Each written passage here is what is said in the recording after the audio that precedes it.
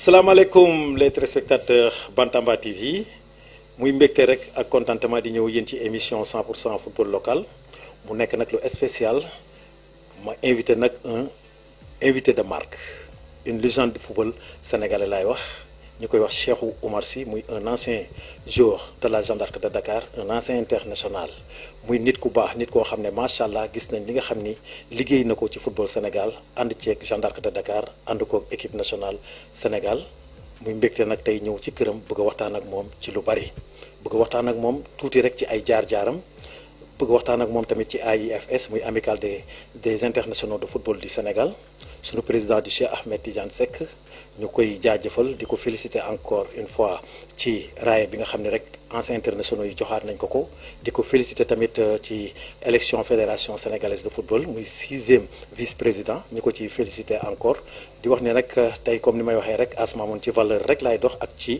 lumière l'ambassadeur moom xam nga rek moom as moom dama bëgg di génn fépp di génn ci ñi nga xam ne tey jii nii ñoo tettee footballu Sénégal parce que tey ñoom ñoo yombal lépp moom boo gisee tey fi football bi toll ak footballu démb nga xam ne am na changement bu mag war nga xam ne tamit am na ñu bëri ay commando sax laa leen di tuddee liggéey nañ ci lu mag a mag a mag a mag ba affaire bi nooy ba affaire bi glacé di wax ni nag ndaanaan bu mag bi le grand gardien de tous les temps loolu laa koy tuddee borom drop bi ki nga xam ni tey comme li may wax rek bu la dropul rek doo dugal bi ki ma seet si tey mooy ki nga xam ne mën naa wax ni mooy premier gardien bi nga xam ne moom lañ gis mu sol fiso sol gants yu rafet takk chaîne bi di def ay drop comme ni ma ko waxee yu rëy rëy ñu koy wax Cheikh Oumar Sy maa ngi am mbégte tey ñëw sa kër di la ziar di la bëggee.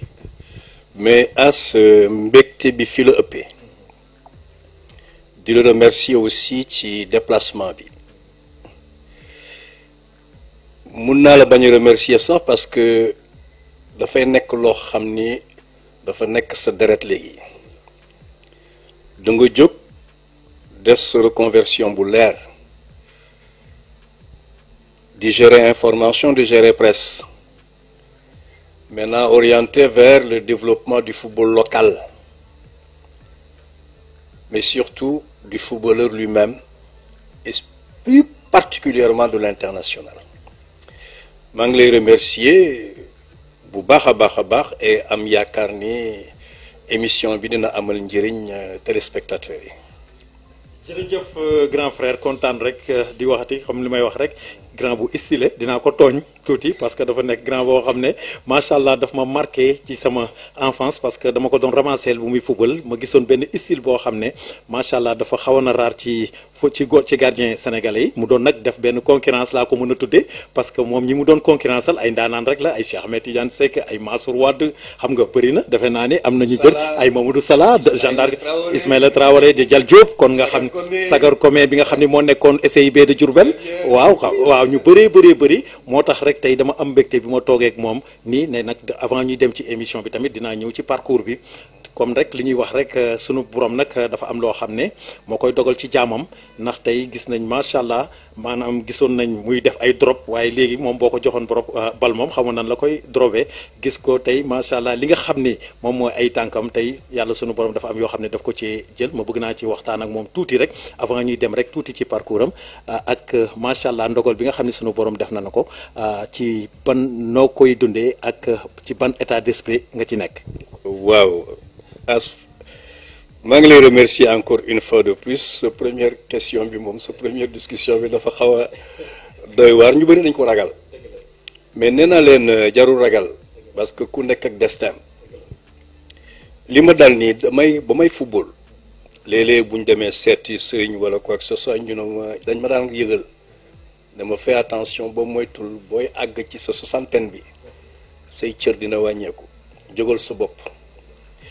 mais ñun dañu yare woon yar boo xam ni dañu ragal seeti sëriñ takk téere gia sax bu ñu ma doon jox ay téere dama koy takk nii ba ci bu ñuy dem rek ci vestiaire mu sànni ko fa donc ñun noonu lañu la yare woon ba fi nga toll nii man ak samay doom duñu nekk ci loolu mais dama leen doon wax ni destin la rek bu ko yàlla tuddee muy na nekk lu gën ci man waaw da nga wax drop nag waaye cat bi la quoi gars yi dañu may catu ñëpp nag y compris même Cheikh Seck président de ASC Sala ñoom ñëpp dañ ma catu. yow rek ko mënoon facilement nga ko doon defee. à l'aise man maa indi impulsion boobu parce que dama doon xalaat doon réfléchir beaucoup man bi ma naan góorlu j'étais un grand mathématicien nag à l'école maths physique c'était mes matières à tel point que quand j'étais dans le bus j'avais la théorie des angles 7,32 m xam naa bu ma defee avancer tuuti boo ko joué pas sur la ligne di nga xam nag nga ko réduire noonu laa doon xoolee aussi ci drop yi naka la équipe adverse bi attaqué naka laa ko mën a contrer par mes simples drops avant muy recomposer wu la défensive donc loolu moo dama ko doon entraîner relance yi drop yi pied gauche pied droit da ngay wax sànq ne je suis le premier gardien de but du Sénégal bu sol les pantalons blousons yi góor yi sol actuellement je lui oui parce que j'avais un grand frère bu nekkoon en Suède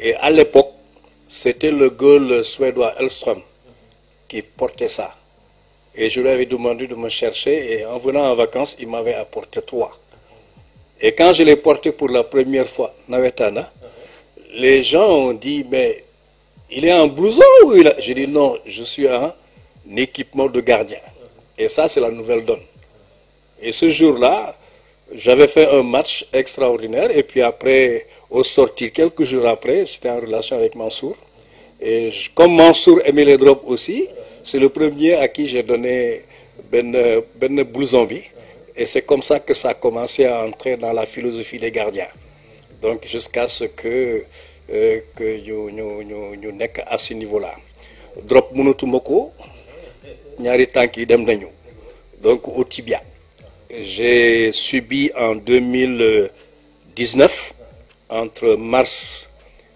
et mai une première amputation du pied droit après je suis reparti entre mai et juin amputation pied gauche bi ça a été très dur nag mais comme ni ma koy waxee rek je l'ai pris avec philosophie parce que ñun dañu naan bismillahi wa billahi au nom de Dieu et par Dieu bismillahi masha Allah au nom de Dieu et par sa grâce bismillahi wala hawla wala quwwata illa billah au nom de Dieu il n'a de force de puissance qu'en Allah c'est le terme que j'ai donné au docteur le premier jour où on m'a hospitalisé et je lui ai dit que ne réfléchis pas trop si tu penses qu'il faut couper les pieds j'ai la possibilité de chercher des prothèses et effectivement c'est comme ça que ça s'est passé après une période de convalescence en 2020 j'ai reçu ici N fois Cheikh Ahmed Tidiane Seck tous les jours il passait et c'est lui qui m'avait proposé d'aller chercher des prothèses et qui les a financées à 100%. 2 voyages avec madame à l'époque et avec prise en charge totale première classe séjour prise en charge aussi des prothèses pratiquement plus de 30 000 € dans cet ordre-là. Vous voyez que c'est quelqu'un qui est entré dans ma vie comme ça, mais qui ne fait que perpétuer ce qu'on avait dans le passé comme adversité, mais qui a été traduite en un effet très positif à tel point qu'aujourd'hui, il est en moi-même. C'est lui le parrain de ma fille que j'ai donné en mariage récemment. Donc on a des affinités très personnelles.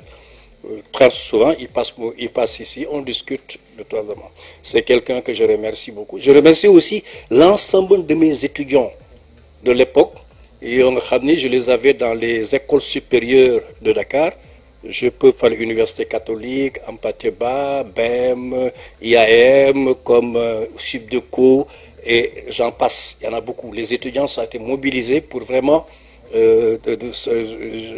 m'aider un peu.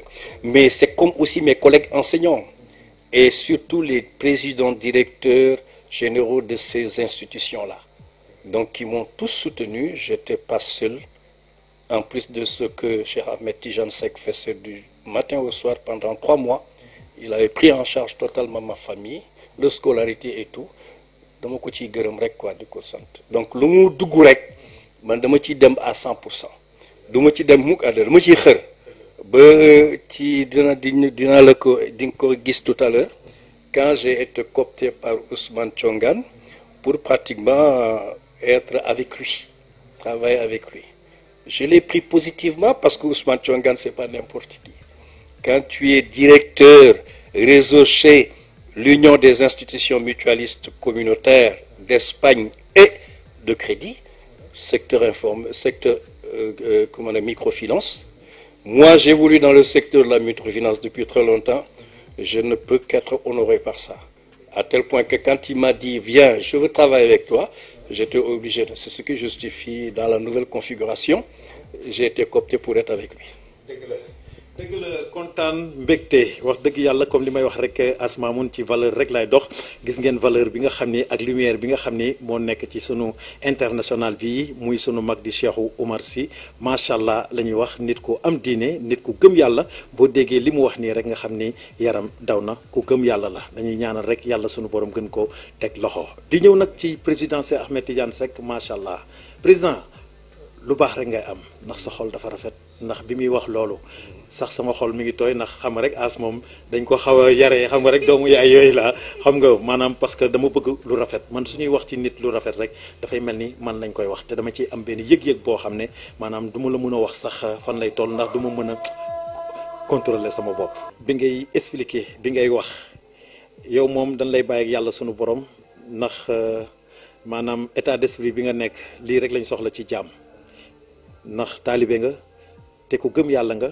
lii nga wax nii nitu yàlla rek moo koy wax kon gàcce ngaalaama Cheikhou Oumar Sy dañuy ñaan yàlla suñu borom gën la teg loxo waaye di ñëw nag ci ndeyu mbili gi muy le président Cheikh Ahmed Tidiane Seck muy nit ku baax ndax lii nga wax nii tey xam naa ni sax su sañoon sax xëy na sax duñ ko wax mais mënoo di def lu baax te tamit te nit ñi duñ ko tudd ndax comme li ñuy wax rek balaa ngay gërëm yàlla sunu borom tamit di nga gërëm doomu aadama bi nga xam ne tamit defe naa ni teg na la loxo jàppale na la comme ni ko waxee ni nga ko waxee ni oyof gi nekk ci yow amoo benn retenu wax lépp kon lii Cheikh Oumar tamit comme li may wax rek nit ku baax nga président Cheikh Seck lu baax rek ngay am grand frère lu baax rek ngay am ndax li ngay def ci lu baax bul defe ni nit ñi xamuñu ko de nit ñi xam nañ ko nit ñi xam nañ ko de grand frère bëggoo sax ñu koy tudd gis nañ li nga xam ne yaa ngi koy def ci suuf te kenn du ko yëg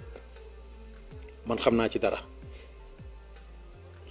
de te tamit bul defe ni tamit ñeneen ñi xamuñu ci dara kon li ñuy def rek mooy ñaanal la yàlla sunu borom gën la teg loxo yéene bi nga am tamit ak élan bi nga xam ne moom nga am tamit ci AIFS dañuy ñaan yàlla sunu borom àggale ko ndax loolu lépp dinaa ci waxtaan ak Cheikhou Oumar Sy mu ñëwaat ci beneen vision xam nga rek moom daanaan la moom ci lépp loo ci gis rek maanaam gis-gis bi mu ci am sax dafay xaw a raar ndax yàlla may na ko xam-xam boo xam ne macha allah maanaam ci ay vision yoo xam ne liy jëmale association liy jëmale nit kanam ci loolu rek lay dox di wax ni rek Asmamoun comme li may wax rek l'ambassadeur du football local ci valeur rek lay dox ak ci lumière ñëw seet si sama mag ñëw seet si sama xarit ñëw seet si sama coach parce que noonu laa ko mën a tuddee parce que yemul rek ci man yemul rek ci keneen ak keneen maanaam ñun ñëpp la njabootee di wax ni maam Ali comme ni ma ko waxee rek bëggoon naa ñu tudd ñëw tuuti ci parcours bi mais xam naa ni parcours bi dama ciy wàññiwaat parce que tey jii nii li mu wax nii rek defe naa ni loolu rek doy na parcours waaye tamit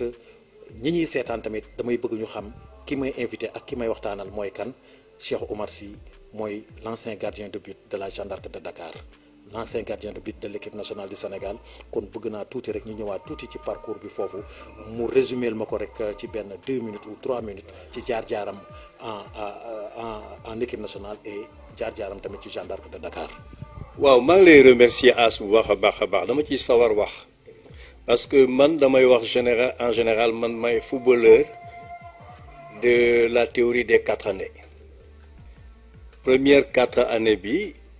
mandat bi mooy 78 ba 81 ci laa joué nawetaan Ablaye Sarr moo doon suma premier entraîneur Cité Port moom laa njëkk a joué en 78 alors ma ñëw pratiquement def 1 an après dem tourbillon ak Aziz ma ñëw def 2 ans ak ñoom Pierre Sy ñoom bu bàyyi autres parce que Scardo ndem si yàlla na ko yàlla xare àjjana alors bi ma defee 2 ans ba pare foofu yooyu yëpp jëruma fa trophée ma ñëw joué Colobane ak Gauche Pay yore ñu ak ñoom Ousmane Diouf Golotama ak d'autres foofu la yàlla def ma am 2 trophées d'abord ma jël coupe zonale bi ak Colobane ba pare nekk meilleur joueur départemental ex aequo avec 6 bi nekkoon Tëngéej te nekkoon Jaraaf attaquant bu dafa jafe woon ñu ne kan la ñuy jox meilleur joueur départemental bi ñu ne kii attaquant la kii gardien de but mais gardien de but yoo xam ni fi mu ñu li mu ñu won waa def mun ñu ko bàyyi ci ginnaaw ñu jox ñu ñun ñaar ñëpp trophée yi mu jóge fa dem Jaraaf man ma jóge fa dem GIA mais avant may agsi GIA dama njëkk bi may joué bi ma nekk 79 80 dama njëkk a jaar Gorée nekk Espoir ak Sala mais ma xool Sala ak qualité ma ne bon ñun ñaar bu ñu fi nekkee day yàq ma jóge fa dem le vieux Dia bu nekkoon Fass yóbbu ma Jaraaf benn jour ma entraîné Jaraaf y avait Diarra là-bas ak Thiaw mais Cheikh boobu mi ngi nekk titulaire cadet junior ba équipe nationale yëpp alors bi ma entraîné ak As Diak nem si yàlla na ko yàlla xare àjjana benn journée deuxième journée ma gis Cheikh agsi ñu ne ma Cheikh dafa déclassé ma ne non Dakar dafa am ay gardiens mais ñun ñëpp mënuñu nekk ci même équipe bi le lendemain ci laa ne comme police mi ngi ma doon ut GIA mi ngi ma doon ut police Mansour Wade ma nga foon bàyyi ma dem Jeanne d'Arc noonu laa demee Jeanne d'Arc Gorée nag bañ ma bàyyi ba mi-saison ci lañ ma bàyyi mu tombé nag GIA Jaraaf bi ñu dañee GIA Jaraaf Demba Diop boobu donc finalement Jaraaf moo ñu gagné woon sax 2-1 mais match bu extraordinaire ci le Mansour Wade wàccee aussi encouragé ma ak Alioune Sarr ne ma tué parmi des meilleurs gardiens de but du Sénégal et j'avais fait un match extraordinaire même bu ñu gagné et tout le monde l'avait reconnu au stade. C'est en 82 que je suis allé à la GIA mais 82 bi may dem GIA j'étais à la banque aussi parce que man Colobane laa jógee rek 81 dem banque ñu embauché ma donc 82 bi may dem GIA j'étais à la banque donc ma ñëw GIA 82 83 am suma première convocation équipe nationale avec Souleymane Camara Gaucher temps yooyu ñu ngi doon regroupé par Cap des Biches Sanelec mais à l'époque j'avais vraiment pas d'ambition pour le jouer en équipe nationale pour 2 raisons. La première raison, j'étais promu déjà adjoint chef de service accès au niveau de la BSK, Banque sénégalo-coïtienne. Donc j'étais en train de suivre mes études pour être chef de service après et adjoint directeur du département orienté au change. Maintenant, j'avais cette carrière-là. Mais j'étais pas aussi très chaud en équipe nationale pour la deuxième raison, parce que à l'époque, on parlait pas d'argent. C'était 1000 francs le regroupement par jour. 5 jours tu fais, on te donne 5000. Pendant qu'à la banque, tu gagnais plus que ça. Et puis comme entre les deux, j'étais quelqu'un qui aimait la noce, d'où le vocal Gold Disco. Donc, noce, quoi, parce qu'il n'y avait pas d'argent dans le foot. Donc, j'allais, si tu veux étudier et faire du foot, c'est possible, comme les Ousmane Thiongan et autres. Mais beaucoup de les troisième bi, boîte de nuit doo ko retardé matinée disco doo ko tardé ak jigéen doo ko bàyyi mu dem loolu forcément il faut nga def le choix et j'ai choisi la profession et la vie en fait. Cheikh Disco bi. Cheikh Disco c'est un ami qu'on appelle El Hadj comment encore de Tourbillon qui m'avait donné ce nom-là quand je jouais à Tourbillon. Mais comme j'allais aux matinées, à chaque matinée disco du mercredi, samedi, j'étais là-bas. Mon cousin Galognan, c'est lui qui l'organisait, et Galognan me voyait constamment, mais ne savait pas que j'étais en train de jouer les Nawetan. C'est quand il est allé au Nawetan et quand il a vu mes matchs et ce que je faisais au stade, il me dit, mais boy, Golbi, mais boy disco là. Et au stade Iba Mar Diop. Et tout le monde a dit Gold Disco, Gold Disco, Gold Disco. Et jusqu'à ce que, à la Jeanne d'Arc et un peu partout, jusqu'à présent, il n'y a pas de disco. Voilà, Mam Disco. léegi Mam Disco la léegi waaw waaw di wax ne rek gis ngeen kàddu yi nga xam ni moom la wax léegi nag. en équipe nationale pour préciser. waaw en équipe nationale après comment il s'appelle, Gaucher. Quand j'ai été présélectionné, Cap des Biches, je n'ai pas terminé le regroupement. Parce que lors d'une communication, Gaucher m'avait fait comprendre, peut-être qu'on lui avait parlé de moi, que ici, le premier c'est Mansour Wade, le deuxième c'est Cheikh Seck, et le troisième c'est toi. Quand il a fini son discours, j'ai pris mes bagages, je suis parti. J'ai dit que je ne viens pas en équipe nationale perdre mon temps pour être troisième gardien de but. Je suis parti. Et à l'époque, Dem Salenia et Tchoun, qui était comptable, le disaient, on vous a dit que le gosse là de frère. Donc, gauche et non, moi je m'attendais à ça. Lui, à chaque fois qu'il est en équipe nationale, il veut être le premier. Moi j'avais ce mental-là. Et je suis reparti chez moi et on m'a plus convoqué. Maintenant, j'ai pris la Coupe du Sénégal en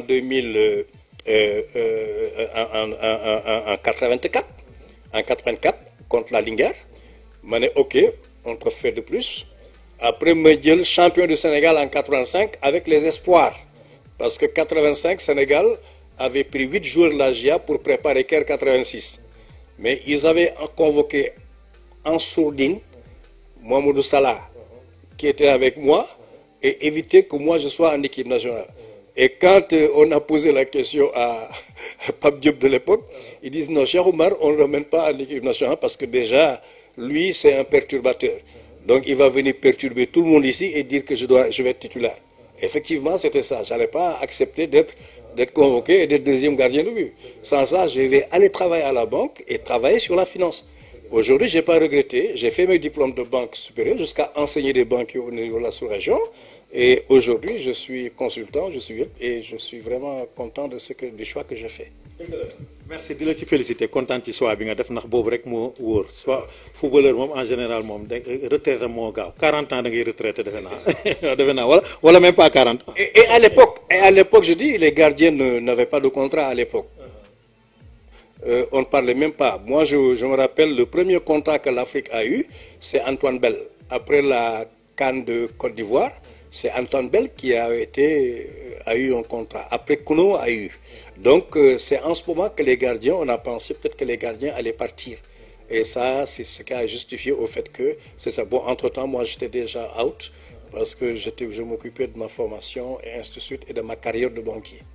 Voilà. Parce que boo xoolee à l'époque gardiens yi doonuñu woon am chance di génn di dem à l'étranger waaye effectivement parce que loolu defe naa ni après sax bu yàggul la ñuy gis boo xoolee ay 98 wala 99 ou 2000 sax la ñu commencé gis gardien de but yi di dem te pour ñu dem sax dañuy demee ak petite catégorie dem ci centre de formation à doog a accès waa parce que ay Tony Silva yëpp defe naa noonu lañ demee waaw centre de formation lañ demee di wax ni rek nii rek lañ koy defee muy émission de valeur comme ni may wax rek ak ki ma toogal rek muy ndaanaan ki nga xam ni mooy Cheikh Oumar Sy ñu koy wax Cheikh Disco dégg ngeen li tax lu indi Cheikh Disco bi léegi nag dañuy ñëw parce que dañu gis maanaam ci beneen point bi ñuy dem rek moom mooy ci AIFS muy Amicale des internationaux de football ñu gis maanaam ci jamono yi passé rek ñu ngi nommé AG bi encore président Cheikh Ahmed Tidiane Seck nan nga ko jàngate waaw dama ko jàngat positivement.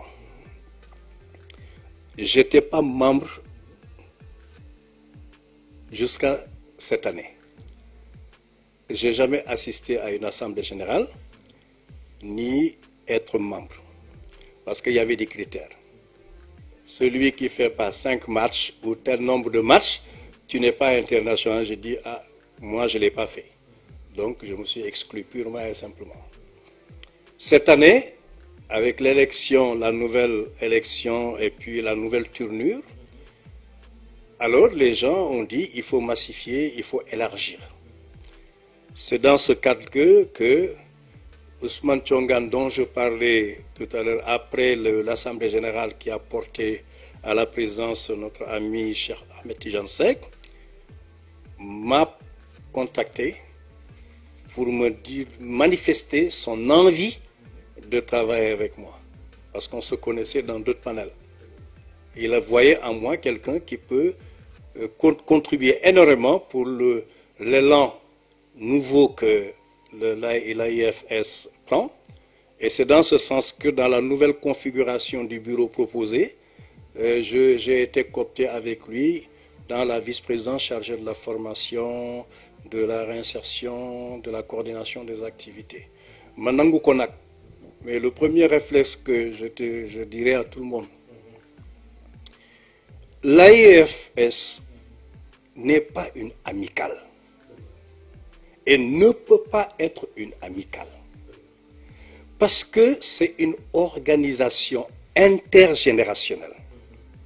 Quand je dis intergénérationnelle, ça veut tout simplement dire qu'aujourd'hui, on ne peut pas rester là à dire que génération 60 bi jusqu'à telle et génération telle, nous, c'est une période, nous sommes tous des amis. Nous n'avons pas été des amis. Étant une organisation intergénérationnelle, donc nous ne pouvons que statut association. C'est une association, mais ce n'est pas l'amicale. Mais il se peut que, lors de sa création, ceux qui avaient pris la décision de l'organiser, de créer ça, beaucoup de générations, dans le récépissé ou dans les statuts, il se peut qu'ils disent que nous sommes une amicale, mais avec un statut juridique d'association. Mais si c'est comme ça, il faut revoir ces textes-là, parce que nous sommes intergénérationnels, on ne peut être qu'une, comment dirais-je, association, dans la mesure aussi tu fais le parcours, comme je t'ai dit au départ, des statuts de la fédération. Dans son article 34, titré « Composition du comité exécutif », nous avons vu qu'il y a 6, à part le président, il y a 6 vice-présidents. Et la 6e vice-présidence, 6e, est attribuée au président de l'association des internationaux de football. Donc si on veut être structuré de manière formelle, de manière institutionnelle, de manière qui, comment dirais-je, statut juridique valable, il faut qu'on parle plus d'amical. Nous sommes intergénérationnels, il faut que dans tous les textes, qu'on mette association des internationaux de football. Première chose à corriger. Deuxième chose, j'ai beaucoup apprécié l'élan nouveau. Le président a fait comprendre à tout le monde que lui, il ne pensait même pas être élu. Maintenant, il est là pour sa dernière année, organisez-vous. Mais quand un président vous dit organisez-vous, ça veut dire que quelque part, s'organiser, ça suppose un certain nombre de principes de décision. Ce mot-là a été très fort. Et c'est dans ce sens que Ousmane Thiongane m'a coopté pour que je participe dans sa vice-présidence. Mais gouverner une association, c'est, de mon point de vue, c'est avoir une vision, d'abord. Il faut que, de mon point de vue, que la vision soit plus clarifiée. Qu'on dise qu'il y a une vision et une gouvernance modèle de l'association des internationaux de football au Sénégal. Là, j'ai beaucoup discuté et travaillé avec Ousmane Thiongane et je pense qu'il aura la primeur, lui, de présenter ça, cette vision, au niveau de la première réunion du bureau exécutif.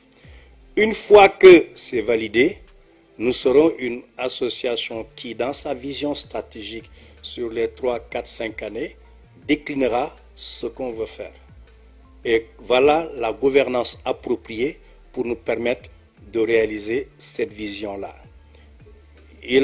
On a travaillé sur ça, le secrétaire général actuel est au courant. Ils ont la primeur, maintenant, lors de la convocation de la première réunion, de proposer cela. Mais je ne peux pas aussi parler comme ça de cette vision sans en citer quelques éléments essentiels. Premier élément essentiel, nous sommes une association reconnue par la Fédération sénégalaise de foot.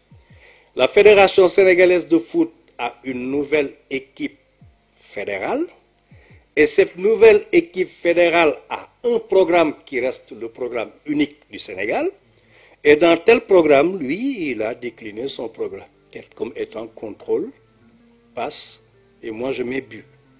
Il faut atteindre les objectifs. Alors, Très bien. Ah, tu étais un renard de surface. Et comme les internationaux ont été de grands spécialistes du contrôle de la passe du but, je pense qu'ils ont un grand rôle à jouer. Ils doivent porter des défis contextuellement. Premier défi, statutaire. Il faut que nos statuts soient toilettés.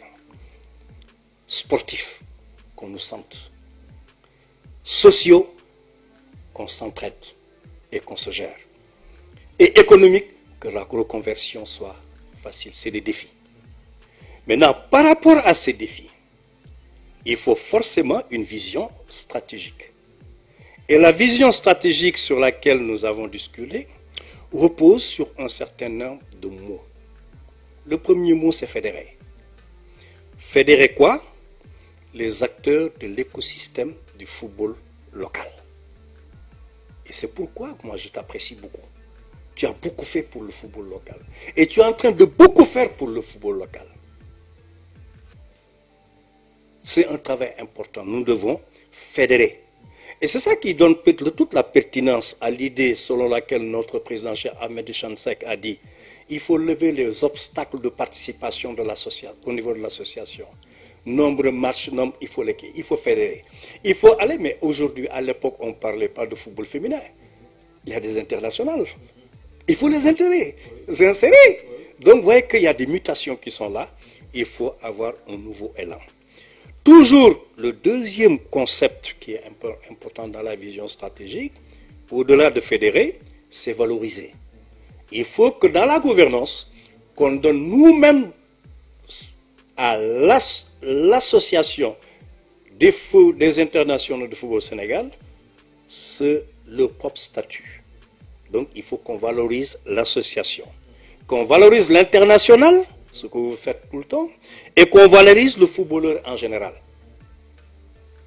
Troisième mot-clé, c'est influencer.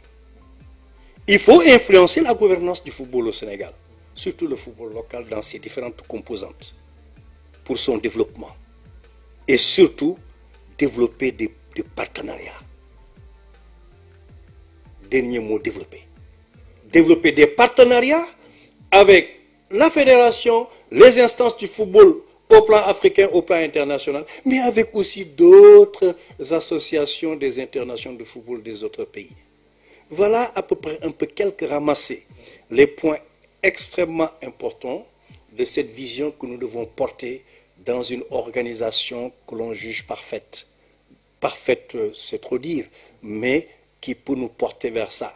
C'est là, en ce sens, que je salue la proposition qui a été faite dans le panel d'organiser un nouveau bureau avec 11 vice-présidents, dont 2 vice-présidents qui jouent un peu sur l'itinérance, qui jouent sur le remplacement. Mais le premier vice-président, depuis chargé de la formation, réinsertion, coordination des activités, c'est 9 pratiquement, comment dirais-je, vice-présidences opérationnelles qui règlent des problèmes au plan économique, sociaux, problèmes, comment dirais-je, sanitaires, au problème de l'information, au problème de l'organisation de l'animation même, des vice-présidences qui sont là. Et la dernière fois que j'ai discuté avec Ousmane Siongan, et avec un partage avec le secrétaire général, c'est qu'on crée au moins des commissions qui seront associées aux vice-présidents.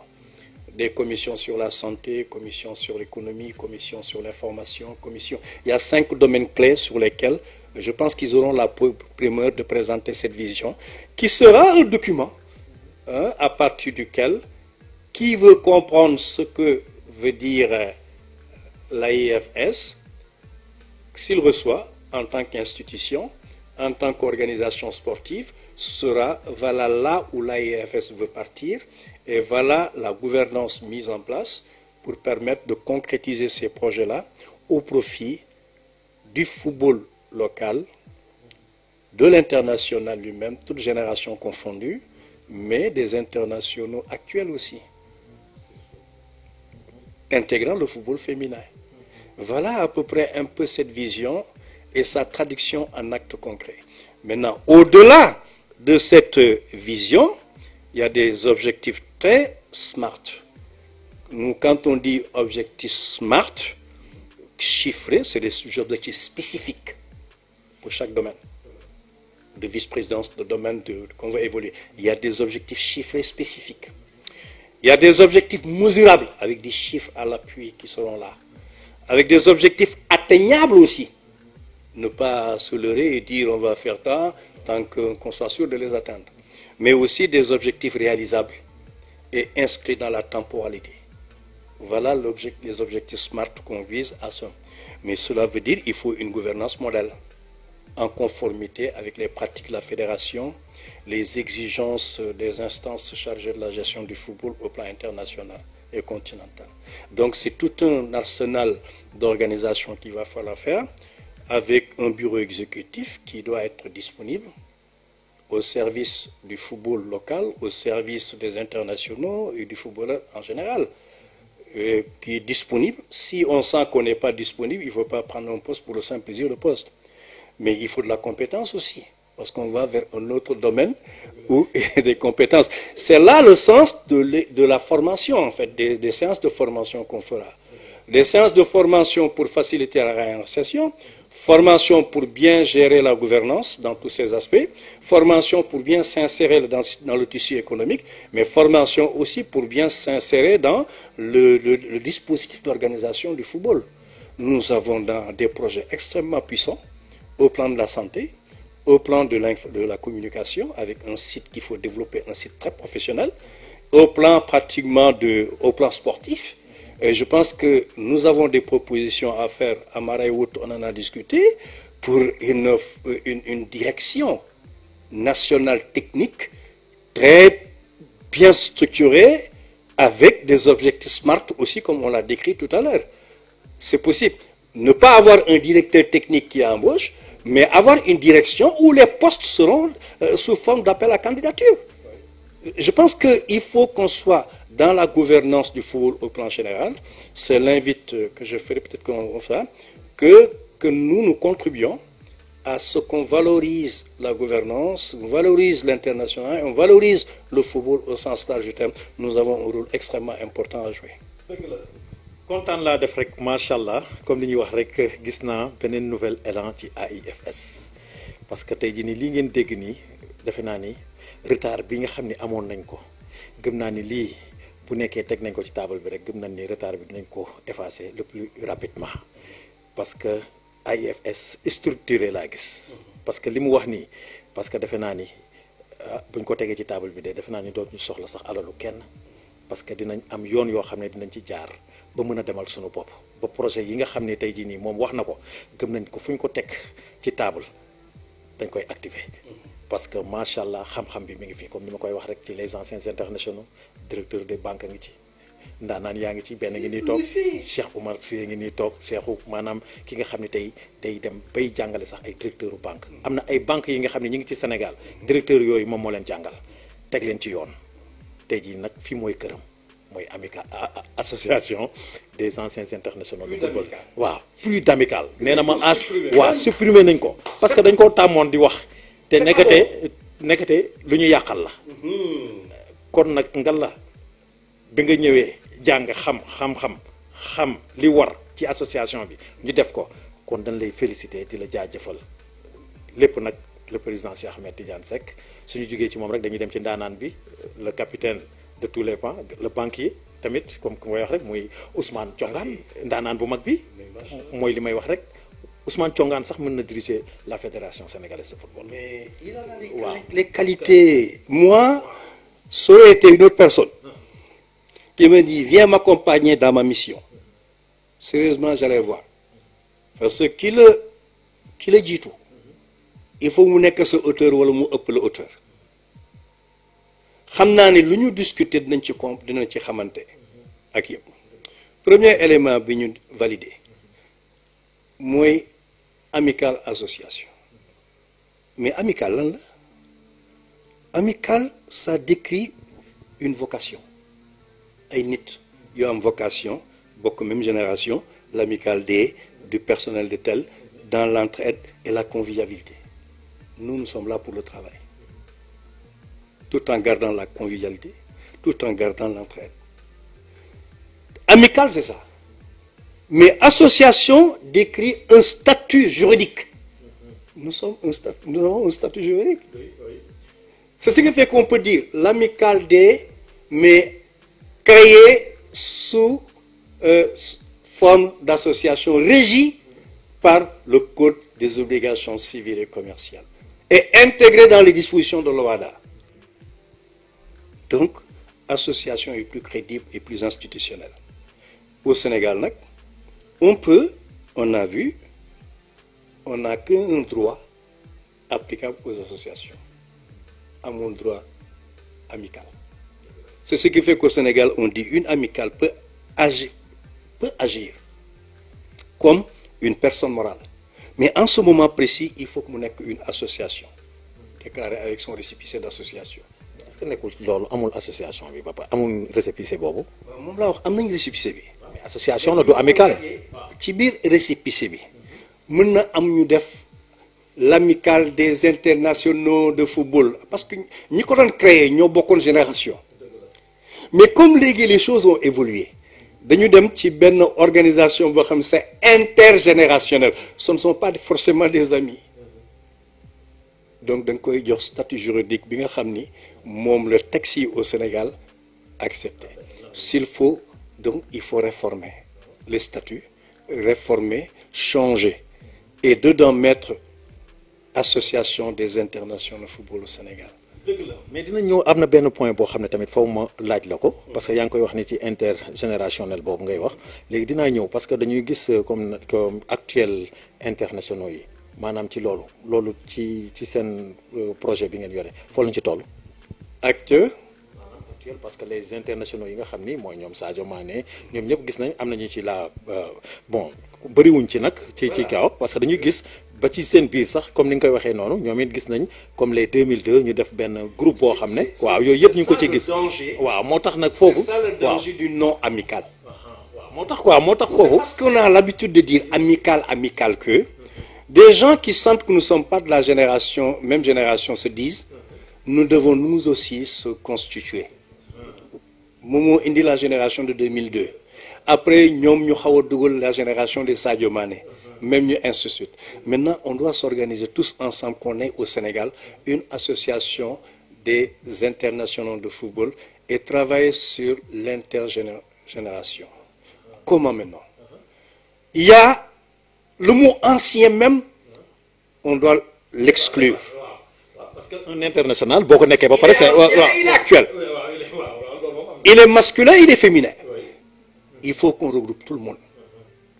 Maintenant, dans ce regroupement, pourquoi je disais, lors de votre émission, j'avais introduit mon propos en disant que les internationaux de football, tu te rappelles bien, furent des ambassadeurs, les anciens. Ceux qui sont actuellement là sont des ambassadeurs.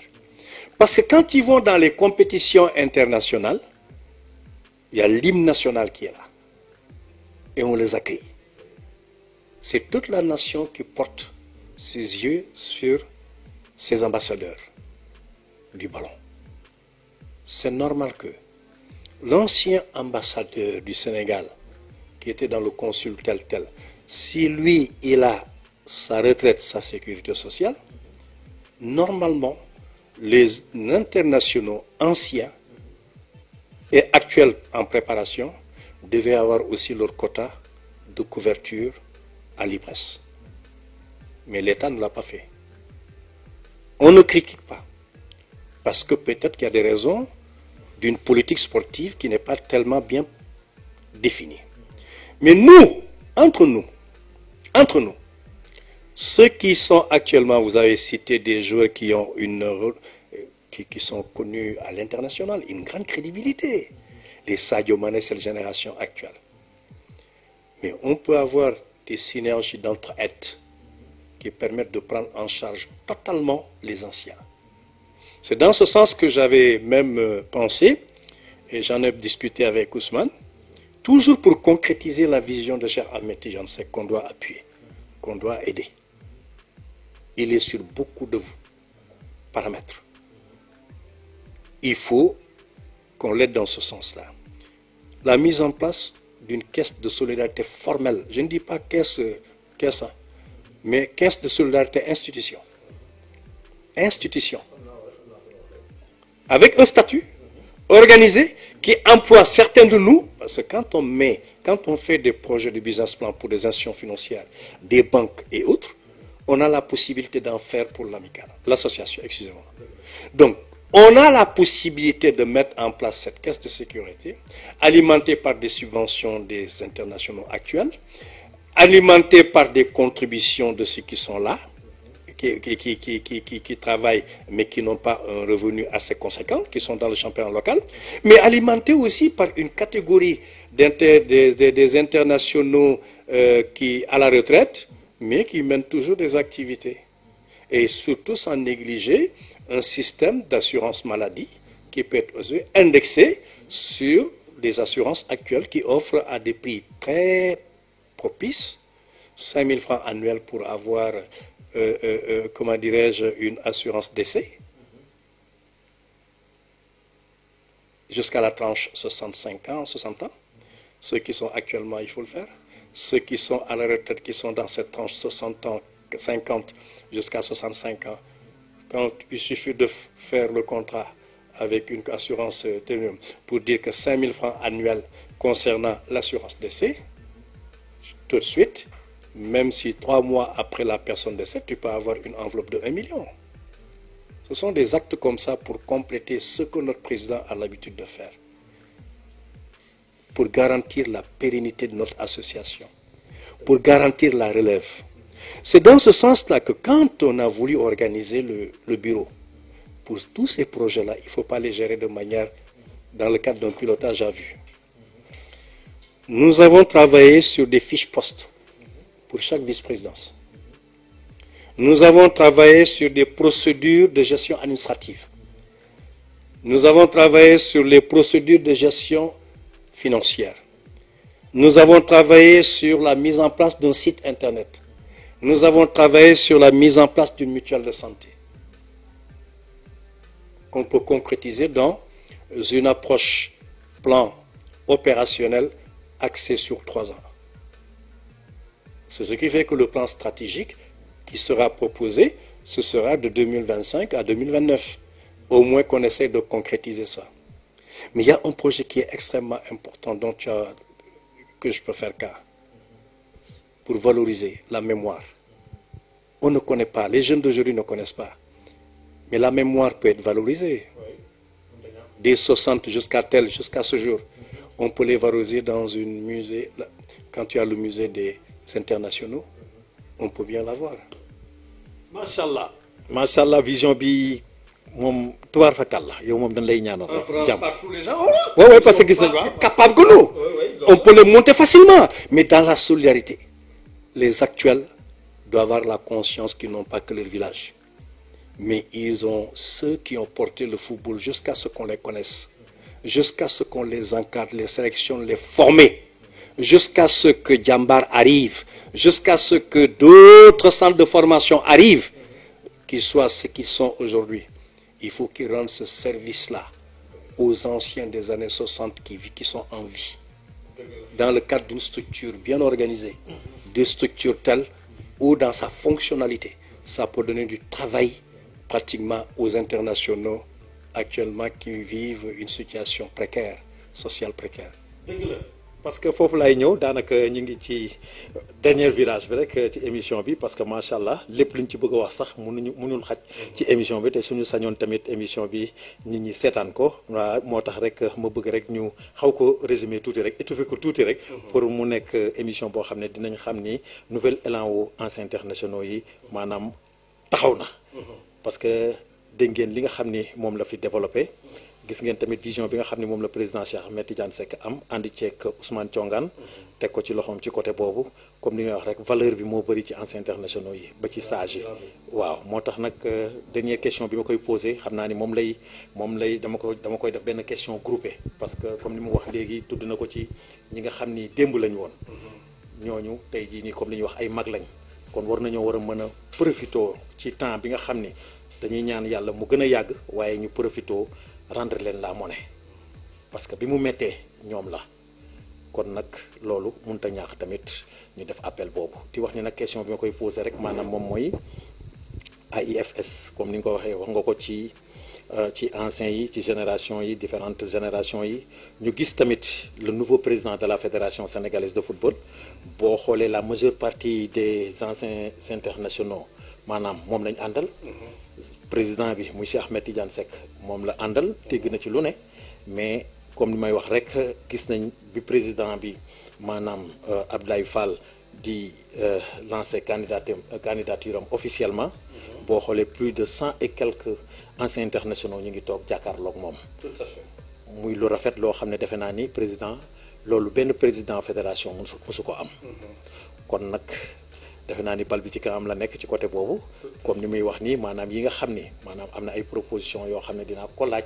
parce que kii dafa nekk nit koo xam ne tey mën nañu wax ni dafa yéex a ñëw. maa ngi koy wax léegi ci retard bi nga xam ne am nañ ko buñ ko waxee ak buñ ko waxul parce que dañu gis.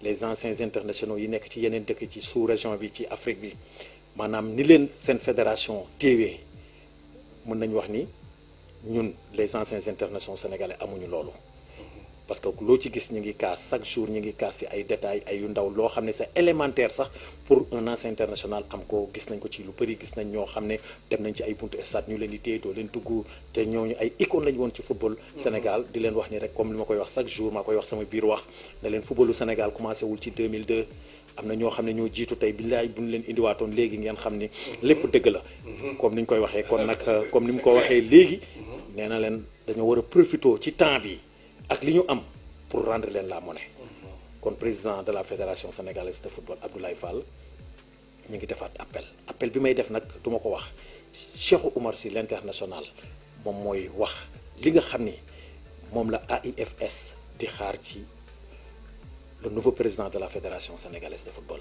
Cheikh Oumar kàddu gaa ngi noonu bëgg naa nga développé ko ba pare tàggoo. Mais merci, c'est une question très très très très importante. Comme tout à l'heure dama wax ni nous sommes dans le comité exécutif 6e vice-président. Le premier message que je lance à M. Abdoulaye Fall, président de la Fédération sénégalaise de foot, il n'a qu'à trouver un lieu et discuter avec la nouvelle gouvernance de l'AIF. En ce moment précis, dans le cadre d'un bureau organisé, on va lui décliner pratiquement tout ce qu'on peut faire pour que ses missions à lui soient facilement concrétisées. Je ne peux pas comprendre qu'en France, que l'Assemblée générale des internationaux de football de la France organise ses assemblées générales à la fédération et que nous organisons nos fédérations dans les stades. C'est inadmissible qu'il ouvre cette porte-là. Deuxièmement, au-delà de ça, si on peut avoir, au même titre que tous les autres organes qui sont dans l'écosystème, des bureaux qui représentent l'AIF comme les autres ANPEJ et autres au sein de la fédération, nous n'avons pas une fédération qui semble dans son organisation tirer le football. Mais il faut que l'extérieur voit que c'est au sein de la Fédération sénégalaise de football, dans son immeuble, qu'on a un bureau dédié à l'amicale, à l'association des anciens, des internationaux, à la presse, aux docteurs, et ainsi de suite, ainsi de suite, ainsi de suite. Ou même un call, un genre espace dédié à tout le monde avec des bureaux, qu'on sente qu'on est au sein de l'immeuble. Ça lui donnera de la crédibilité. Et ça donnera de la crédibilité aussi aux organes statutaires que nous sommes. Et en ce moment précis, on pourra, par des correspondances, sous sa, comment dirais-je, sa tutelle aussi. Parce qu'on ne peut pas agir à des trucs sans aussi ne pas se conformer à leur vision ou à leur comment, même si on a une autonomie. Vers la canalisation des associations des internationaux africaines. on sent que notre fédération est là. Notre fédération contacte leur fédération, que les associations des internationaux africaines s'organisent même en conférence des associations des internationaux de football en Afrique. En ce moment précis, on évitera la dispersion. Dispersion génération 2002 avec les gens qui connaissent, qui se font des tournois un peu partout, entre eux. Les générations actuelles qui les regardent faire aussi, qui disent après nous aussi on va faire la même chose. Mais si on fait ça dans une organisation plus crédible, avec un bon statut, je pense que comment dirais-je, les générations vont en suivre et qu'en ce moment précis-là, on va perpétuer un peu la relève. Il faut que cette organisation puisse se faire et qu'on ait même des championnats africains, des associations des internationaux de football, ne serait-ce que pour dans le cadre de certains matchs de la CAF, que ces internationaux-là inaugurent les matchs et ainsi de suite, ainsi de suite. léegi côté li ci des parce que foofu ñu jàkkaarloo parce que da nga ne foofu ñu jàkkaarloo ak le président de la fédération kon loolu mënut a ñàkk léegi sa kàddu gu mujj. sama kàddu mujj mooy dama koy ñaax Cheikh Ahmed Tidiane Seck notre président. Il faut très rapidement me convoquer la première réunion du bureau exécutif ou me demander à ce que Ousmane convoque cette réunion-là s'il n'a pas le temps. Mais au cours de cette réunion qu'on valide tout ce qu'on a envie de faire et qu'on aille vite. macha allah gis ngeen kàddu yi nga xam ni moom la Cheikh Oumar Sy wax muy ndaanaan muy nit koo xam ne macha allah gis ngeen xam-xam bi génn na di wax ni rek Sénégal di rek lañ soxla di wax nag AIFS ngeen xam ni nag nekkatuñu ci lu ay informel yooyu ay xam nga gauche droite ak dugg fii dugg fee non non dañu am ay nit yu am qualité nit yu am vision yoo xam ne maanaam mën nañu wax ni affaire bi mi ngi seen loxo kon nag nañ xam ni AIFS dafa war a décoller. te loolu am nañ ci yaakaar dañu ñaan rek yàlla musal ñu ci cat musal ñu ci ay réeroo comme ni nga ko waxee tamit les hommes à la place qu'il faut comme ni nga ko waxee maanaam loolu moom mënut a ñàkk waaw loolu mënut a ñàkk kon nañ ko xamee noonu di wax ne rek mbégte la rek doon def ak yéen émission bi di gërëm nag ki ma ci àndal rek muy maam Ali Seck muy nit ku baax nit koo xam ne macha allah dafa jógee ba Kaolack ñëw ànd ak man ci liggéey bi ñuy def di ko ci remercier di remercier tamit ay parents parce que am nañ confiance trop ci man bàyyi ma ak seen doom di wax ni rek góorgóorlu rek xam ni rek li ci kanam moom incha allah gëm nañ ni dina neex di gërëm tamit waa Bantamba TV particulièrement notre cher président El Hadji Bekay Mbaye moom dafay kontaan ci gis émission yi nga xam ne ñu ngi koy def ak les anciens internationaux da ci am mbégte loolu émission keroog bi rek bi mu ko seetaanee bi ngi ci am mbégte bu rëy di dem nag ci madame Badji ndaanaan bu mag bi ki nga xam ne tamit mooy monteuse bi nekk foofu ca Bantamba TV di gërëm tamit ñi nga xam ne tamit ñoom lay àndal ci émission 100% football local 100% sport ñu koy def chaque mercredi sur la télévision Bantamba TV muy émission boo xam ne direct la di wax ni rek xam naa ni mercredi bi sax waa district yi ñoom laay invité parce que rek comme ni may wax rek damay bëgg souvent rek comme ñuy wax rek Sénégal moom football à la base parce que football bi nga xam ne moo nekk ci suuf defe naa moom mooy defar étage bi moom mooy fondement bi kon nag loolu dama bëgg tamit ñu bàyyi ci xel parce que boo xoolee grand bi maanaam ci structure yëpp ay nouveau président rek ñoo ci nekk partout te ñooñu nekk ci suuf nag ñoom ñoo amoon benn vision am benn xalaat boo xam ne xëy na buñ ko indee teg ko ci affaire bi dina dem kanam kon nag ñoom fi mu nekk nii ñu ngi leen di xaar di ñaan rek maanaam moyens yi ñu soxla ak lépp lu ñu bëgg rek lépp yomb leen rek ba affaire bi teguwaat ci raay te parce que footballu Sénégal dafa dema war a nekkaat ci beneen niveau bi may wax rek maanaam comme lu may wax muy remarque yi parce que dañuy gis équipe nationale yi rek ñoo nekk ci kaw defe naa ni ñoom ñoo nëbb sax suñu football local bi te man moom l'ambassadeur du football local man li nga xam ni rek mooy teg loxo football local bi dem ci kanam ak li nga xam ni mooy tax internationaux yi anciens yi ñu jox leen seen cër valeur bi nekk ci ñoom lumière bi nekk ci ñoom ñu def ko ci ñoom du ma tàyyi fu ma toll ci loolu rek lay dox di gërëm ñëpp di ñaanal ñëpp jàmm ak salaam di leen jox dig daje rek ci beneen émission jërëjëf